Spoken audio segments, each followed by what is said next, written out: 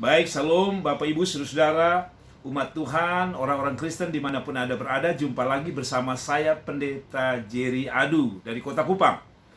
Kita akan jumpa hari ini dengan program ilustrasi khotbah Kristen yang penuh makna, atau ilustrasi khotbah Kristen lucu yang penuh makna. Nah saudara, sebelum saya menyampaikan renungan atau khotbah dari ilustrasi khotbah Kristen lucu dan kocak ataupun yang bermakna ini, saya pertama-tama mau mengucapkan terima kasih bagi saudara yang telah mendukung channel ini dengan cara mengklik like, share, dan komen serta menekan tombol subscribe. Dan bagi saudara-saudara yang baru pertama kali menemukan channel ini atau bergabung di dalam channel ini, saya memohon dukungan saudara dengan cara klik like, share, komen, dan tak lupa klik tombol subscribe, agar ketika kami membuat video-video terbaru, Anda adalah orang pertama yang akan kami berikan. Karena itu sekali lagi terima kasih untuk semua yang telah mendukung. Hari ini channel ini telah mencapai 52.000 subscribe, dan kita akan terus mengejar sampai 100.000 subscribe agar channel ini berkembang. Ada banyak orang-orang diberkati lewat video ini. Karena itu sore atau saat ini saya ingin membagi sebuah renungan ilustrasi khotbah Kristen lucu bersama saya Pendeta Jerry Adu dari Kota Kupang dengan judul Seltip, selingkuh tipis-tipis. Sekali lagi, Seltip adalah judul renungan kita, yaitu dari kata selingkuh tipis-tipis. Saudara, apa itu selingkuh tipis-tipis? Di Kupang ada istilah seltip atau selingkuh tipis-tipis, artinya selingkuh yang tidak terlalu kelihatan, selingkuh yang diam-diam, selingkuh yang tidak terlalu menghebohkan. Tapi apapun itu, selingkuh tetap dosa, saudara. Dan saya mau bawa sebuah cerita yang bagi saya sedikit menggelikan, bagi saya lucu. Begini saudara, suatu waktu ada kasus pertengkaran antara suami dan istri yang ditangani oleh seorang polisi. Jadi ketika mereka bermasalah dalam rumah tangga, rupanya ada hubungan dengan kata tadi, selingkuh tipis-tipis. Jadi sang bapak dan sang ibu bertengkar, akhirnya datang ke kantor polisi. Dan di depan polisi, seorang polisi lalu bertanya kepada mereka berdua. Yang lucunya, biasanya kan suami yang melakukan penganiayaan KDRT, tapi kali ini istri yang memukul suaminya. Karena itu polisi sedikit bingung, lalu polisi bertanya kepada istri daripada laki-laki yang dicurigai selingkuh ini. Polisi tanya, "Loh, kenapa kamu memukul suamimu?" Lalu istrinya dengan menangis dan berkata bahwa suami saya ketika tidur ngomong ngawur, Pak Polisi. Lalu Pak Polisi bertanya, "Kalau begitu apa yang dikatakan oleh suamimu waktu dia tidur sehingga engkau memukuli dia?" Lalu istri berkata, "Sederhana, Pak Polisi. Dia mengatakan, 'Sekarang sudah jam berapa?'" Itu menurut istrinya kepada polisi. Waktu polisi bertanya, "Apa yang mengakibatkan engkau memukulnya?" "Sederhana," katanya. Suaminya bertanya, "Ini sekarang sudah jam berapa?"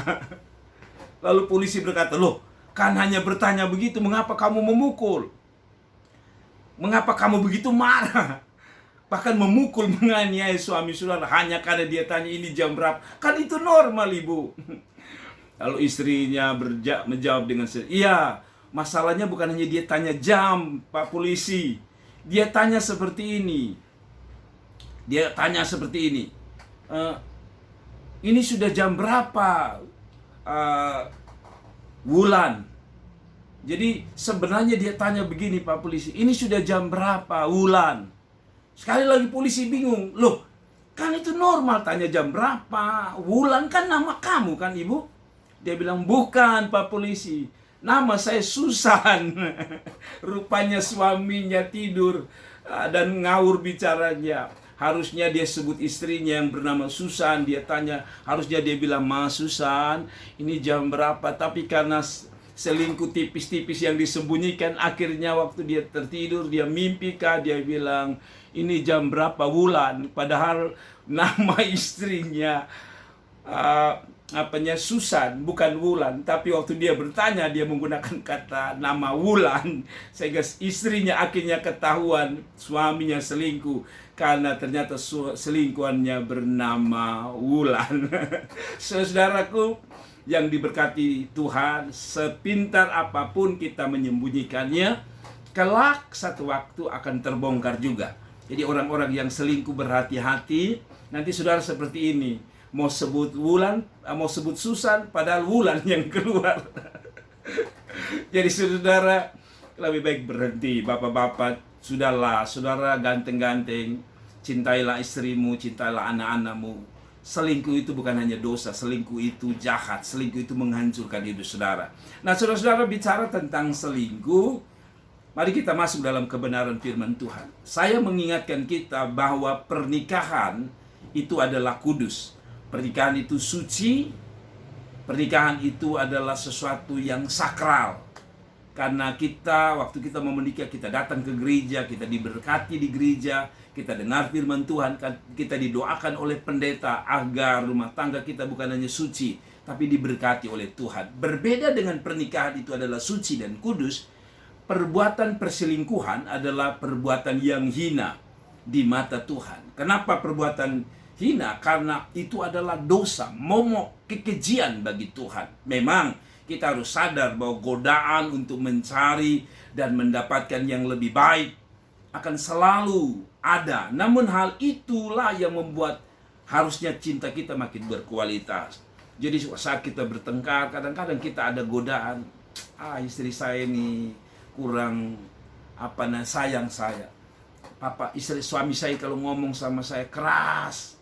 Beda dengan teman saya di kantor, kalau nyapanya, selamat pagi ibu. Hai, saudara-saudara, itu kadang ada maunya. Jadi kalau saudara, saya mau bilang sama saudara bahwa selingkuh itu jahat di mata Tuhan. Nah, hari ini kita akan bahas mengapa kita tidak boleh selingkuh. Selingkuh itu, saya tadi bilang, selingkuh itu menghina dirimu dan menghina pasanganmu. Dengar baik, selingkuh itu menghina dirimu, menghina pasanganmu, menghina keluargamu, menghina gerejamu, dan paling penting menghina Tuhanmu. Jadi saya mau tarik kesimpulan, jangan pernah bermain-main dengan kata satu ini, selingkuh. Kenapa?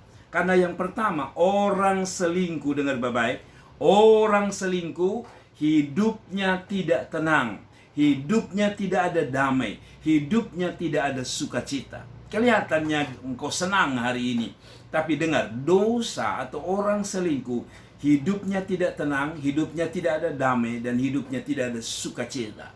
Yakobus 1 ayat 8 berkata, sebab orang yang mendua hati tidak akan tenang dalam hidupnya. Orang yang mendua hati tidak tenang dalam hidupnya. Sebentar istri yang nomor 101, sebentar istri 02. Nah, saudara-saudara, hati-hati. Saya mau bilang sama saudara bahwa kalau itu yang terjadi, maka dengar baik-baik bahwa saudara tidak akan melihat atau saudara tidak akan mengalami apa yang itu disebut ketenangan, damai, dan sukacita. Kenapa?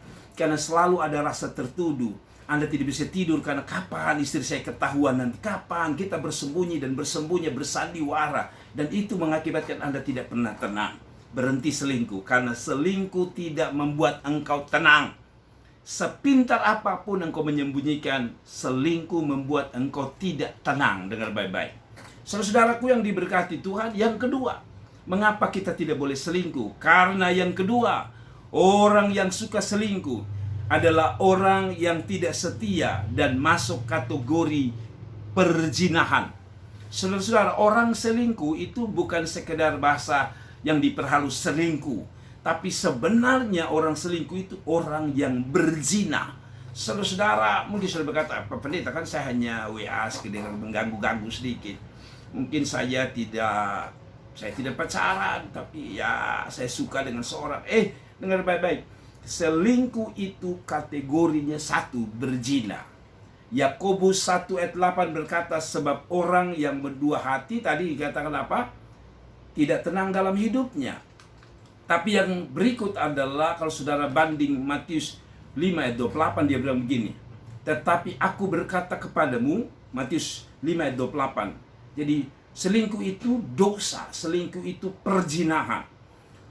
Matius 5 ayat 28 berkata, tetapi aku berkata kepadamu, setiap orang yang memandang perempuan serta menginginkannya sudah berzina dengan dia di dalam hatinya. Jadi saudara-saudara, jangankan berselingkuh secara tubuh, Anda baru rindu, Anda baru ingin mendapatkan istri orang, apalagi anak orang, padahal saudara sudah berkeluarga. Dikatakan bahwa orang yang memandang perempuan tapi kepingin sudah berzina dengan dia, bukan dengan melakukan apa yang kita sebut sebagai hubungan seksual. Tapi waktu engkau sudah punya keinginan, hawa nafsu muncul dan saudara ingin mendapatkannya, maka dengan baik-baik dikatakan Anda sudah berzina di dalam hati.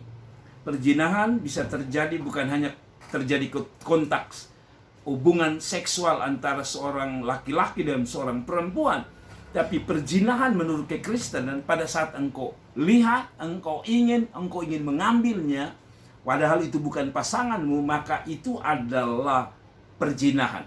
Jadi selingkuh itu tidak ada kata lain, masuk dalam kategori perzinahan. Dengar baik-baik, saudara, selingkuh itu perzinahan. Mau selingkuh tipis-tipis kah, tebal-tebal kah, semua itu masuk dalam kategori perzinahan. Dan saya mau bilang sama saudara, perzinahan itu bukan hanya dosa, tapi perzinahan itu membuat Tuhan marah kepada kita.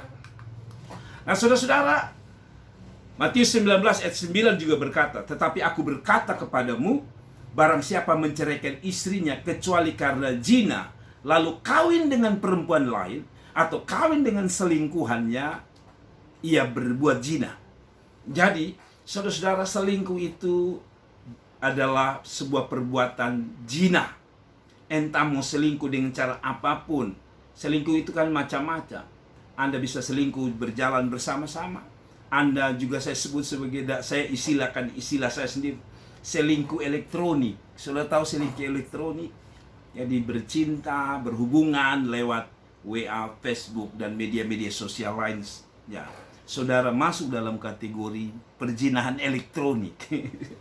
Saudara-saudara, kiranya Tuhan tolong kita. Nah, yang ketiga, orang selingkuh itu tidak baik. Orang selingkuh itu jahat. Kenapa? Karena orang selingkuh itu merusak rencana Tuhan. Dengar baik-baik. Orang selingkuh itu masuk dalam kategori bukan hanya kategori berzina, tetapi orang selingkuh itu merusak rencana Tuhan. Matius 19 ayat 6 berkata, demikian mereka bukan lagi dua, melainkan satu. Jadi rencana Tuhan itu dua, jadi satu. Itu rencana Tuhan. Rencana Tuhan itu adalah saudara yang dari Sabu ketemu dari Rote, dari timur ketemu dari Sumba, dari timur ketemu Rote, dari Jawa ketemu orang Kupang. Itu adalah rencana Tuhan. Dia bilang demikian mereka bukan lagi dua, melainkan satu. Karena itu Alkitab berkata, apa yang telah dipersatukan Allah tidak boleh diceraikan manusia. Rencana Tuhan pertama adalah mempersatukan sebuah pasangan, suami dan istri yang melahirkan anak-anak dan keturunan yang luar biasa. Itu rencana Tuhan yang pertama. Rencana kedua adalah tidak boleh ada yang menceraikan apa yang telah dipersatukan Tuhan. Jadi Tuhan punya program dua, mempersatukan dan tidak boleh ada satupun yang ganggu, apalagi menceraikannya. Jadi kalau ada pendeta yang coba memisahkan, Anda hati-hati, Anda merusak programnya Tuhan. Kalau ada hakim yang coba-coba mengurus menceraikan mereka, mungkin saudara berkata, kan saya hanya profesional, saya bekerja sesuai pekerjaan saya. Hati-hati saudara-saudara, karena selingkuh, apalagi perceraian, itu Anda merusak programnya Tuhan. Tuhan bilang apa yang sudah dipersatukan tidak boleh diceraikan. Jadi saya kasih ingat saudara.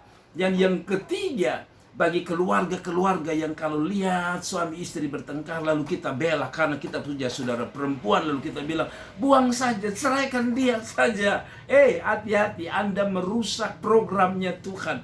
Kita merusak program pemerintah saja kita punya konsekuensi yang luar biasa, apalagi kita merusak programnya Tuhan. Program Tuhan dari dulu adalah kesetiaan. Program Tuhan dari dulu adalah 2 jadi 1, bukan 1 jadi 2. Dengar baik-baik. Program Tuhan bukan 1 jadi 2. Artinya tadi yang sudah dipersatukan lalu jadi 2, artinya terpisah. Tapi 2 jadi 1, itulah program Tuhan. Yang kedua, tidak ada boleh satu manusia pun dengan alasan apapun, dengan jabatan apapun yang menceraikan seseorang, apalagi pernikahan. Termasuk dirimu sendiri, hai istri. Termasuk dirimu suami, hai suami. Karena engkau sedang merusak program dan rencana Tuhan. Karena itu saudara, mari kita tinggalkan apa yang disebut perselingkuhan. Yang keempat, orang yang selingkuh itu, percaya atau tidak, lambat atau cepat, Anda akan dihakimi dan dimurkai Tuhan. Orang selingkuh itu kelihatannya Tuhan seperti kompromi, membiarkan engkau tidak ditangkap, membiarkan engkau punya rahasia yang tidak disingkapkan. Tapi dengar, akan satu waktu Tuhan punya cara untuk menghakimi. Tuhan punya cara untuk membongkar semua apa yang kau simpan selama ini. Dan itu akan membuat Tuhan murka. Tuhan marah. Dan kalau Tuhan sudah marah, hati-hati. Ibrani 13 ayat 4 berkata, hendaklah kamu semua penuh hormat terhadap perkawinan. Dan janganlah kamu mencemarkan tempat tidur. Sebab orang sundal, orang selingkuh, dan perjinahan atau pejina akan dihakimi Allah. Saya baca sekali lagi Ibrani 13 ayat 4. Hendaklah kamu semua penuh hormat terhadap perkawinan, janganlah kamu mencemarkan tempat tidur, sebab orang sundal dan pejina akan dihakimi. Saudara-saudara, kalau saudara ketemu hakim di dunia ini, maaf, ada hakim yang baik dan banyak hakim yang baik, tapi saya percaya juga ada hakim yang jahat. Ada hakim yang busuk. Hakim yang busuk itu menerima suap. Salah jadi benar, benar jadi salah. Saudara, mungkin saudara bisa bayar hakim untuk kalau bisa saudara bercerai atau saudara berselingkuh. Tapi ingat, dikatakan bahwa orang yang mencemarkan perkawinan bukan hanya orang yang bertipe tidak menghormati pernikahan, tetapi orang itu, kata Alkitab, pezina akan dihakimi Allah. Kalau dihakimi manusia, yang harusnya 10 tahun, bisa jadi 2 tahun. Yang tadinya harusnya dihukum 5 tahun, akhirnya bebas. Bisa saja. Tapi hakim segala hakim, yaitu Allah di dalam Kristus Yesus Tuhan, bila dia yang berdiri menghakimi, tidak ada satu kata sogok di dalamnya. Salah isalah, salah tetap salah, benar tetap benar. Karena itu saudara, jangan main-main dengan selingkuh. Selingkuh itu membuat Tuhan marah. Tuhan akan berdiri menghakimimu. Dan tidak ada satu orang pun berani membela ketika Tuhan yang menghakiminya. Karena itu saudara, lihat hari-hari ini orang selingkuh ketahuan. Tuhan menghakimi dengan cara apa? Mungkin belum menghakimi kita untuk memisahkan di neraka atau di sorga. Tapi Tuhan sudah mulai menghakimi dengan apa? Media sosial. Orang yang selingkuh dipermalukan di media sosial. Orang yang selingkuh akhirnya hidupnya hancur, pelayanannya hancur, rumah tangganya hancur, anak-anaknya hancur. Itu baru penghakiman manusia sudah ngeri. Apalagi saudara berhadapan dengan penghakiman kekal. Mengerikan sekali. Dan itu dimanapun Anda berada, siapapun yang menonton video ini, share cepat. Kalau Anda tahu keluargamu selingkuh, kalau tahu suamimu selingkuh, kalau tahu keluargamu selingkuh, share video ini, biarkan dia sadar. Dan saya berdoa, saudara yang sedang selingkuh, saya berdoa supaya Roh Kudus menyadarkanmu. Jangan sampai terlambat penghakiman itu datang dan Anda berkata, Tuhan ampuni saya. Terlambat saudara. Selama Roh Kudus masih bicara, dan selama istri dan suami masih bicara dengan lembut, selama Tuhan masih bicara lewat hamba Allah dengan lembut, lebih baik jangan keraskan hatimu. Karena penghakiman Allah sangat mengerikan. Dan yang terakhir, atau yang kelima, mengapa kita tidak boleh selingkuh? Sebab orang selingkuh menghancurkan dirinya sendiri. Dengar baik-baik. orang selingkuh itu bukan hanya menghancurkan rumah tangga orang, bukan hanya menghancurkan keluarga orang lain. Tetapi waktu engkau selingkuh, engkau yang melakukannya, engkau sedang menghancurkan dirimu sendiri. Amsal 6 ayat 32 berkata begini, siapa melakukan zina tidak berakal budi. Jadi orang berzina itu memang bodoh, pantas. Orang sudah nasihati, orang sudah bilang jangan kakak, jangan ibu, jangan bapak. Tapi lihat otaknya tertutup. Kenapa? Karena itu Alkitab bilang siapa yang melakukan zina tidak berakal budi alias bodoh, tidak berhikmat. Lalu dilanjutkan, orang yang berbuat demikian, maksudnya selingkuh, dikatakan merusak diri. Jadi, saudara-saudara, sebelum Anda merusak orang lain, orang yang pertama Anda rusak adalah dirimu sendiri. Jadi, perselingkuhan tidak pernah melakukan atau melahirkan perbuatan yang benar. Perselingkuhan tidak pernah melahirkan perbuatan yang menyenangkan diri, apalagi menyenangkan Tuhan. Perselingkuhan tidak pernah membuat orang lebih baik. Kan ada orang bilang begini, ya saya sebenarnya tidak selingkuh, tapi karena istri saya ini kan tidak baik, akhirnya saya cari orang yang lebih baik supaya saya jadi lebih baik. Saya bilang saudara-saudara, dia bilang, Amsal bilang bahwa orang yang berbuat demikian merusak diri. Jadi saudara mungkin cari orang lain untuk bisa bikin diri lebih baik, lebih menyenangkan, tapi sebenarnya saudara merusak diri. Pertama, kenapa? Karena dengan engkau berzina atau engkau berselingkuh, apalagi kalau saudara selingkuh ini dengan perempuan yang tidak jelas, yang tidak tahu kesehatannya, Anda bisa dihakimi oleh AIDS, oleh penyakit. Karena itu saya mau bilang sama saudara, betul, perselingkuhan itu yang pertama dihancurkan bukan keluarga orang lain dulu, bukan orang lain, bukan diri orang yang kita selingkuhi, tapi yang pertama juga bukan anak-anak dan keluarga. Walaupun saya mau bilang, waktu Anda selingkuh, dampaknya kepada mereka semua. Tapi Alkitab bilang, yang pertama rusak adalah dirimu sendiri. Kalau dirimu sudah rusak, maka harga dirimu tak ada. Kalau harga dirimu tak ada, maka dirimu tak bernilai. Karena itu bertobatlah, sadarlah, kembalilah pada pasangan hidupmu, kembalilah pada anak-anakmu. Mereka sedang berdoa untukmu dan Tuhan sedang memanggilmu. Saudara-saudaraku yang terakhir, orang selingkuh itu keturunannya tidak diberkati Tuhan. Jadi kalau saudara mau keturunanmu, hidupmu diberkati, jangan pernah selingkuh. Minta ampun segera karena orang selingkuh keturunannya tidak diberkati. Anda tidak percaya? Amsal 6 ayat 32. Siapa melakukan zina tidak berakal budi. Orang yang berbuat demikian merusak diri. Sekali lagi bahwa kiranya apa yang saya sampaikan bahwa selingkuh itu jahat. Selingkuh itu merusak diri. Selingkuh itu merusak hubungan kita dengan Tuhan. Selingkuh itu membuat dan menghancurkan masa depan kita, keluarga kita, anak-anak kita, dan hal-hal yang sedang Tuhan rancangkan. Dan yang terakhir saya ingatkan, selingkuh itu merusak programnya Tuhan. Kiranya kita ditegur oleh kebenaran ini, dan saya ingatkan kita untuk terus dukung channel ini, dan bila saudara diberkati, terus share video-video ini. Saya percaya ini khotbah keras, tapi ini harus datang ke dalam hidup kita, supaya kita sadar sebelum segala sesuatu terlambat. Kiranya Tuhan memberkati. Saya Pendeta Jerry Adu dari Kota Kupang. Kiranya video-video saya ini, sekalipun mungkin sederhana, mungkin tidak menjadi pengkhotbah hebat, tapi saya berharap ini memberkati Anda. Tuhan memberkati, God bless you. Sampai jumpa di program selanjutnya atau video-video yang lain. Saya percaya Anda diberkati. Haleluya. Amin.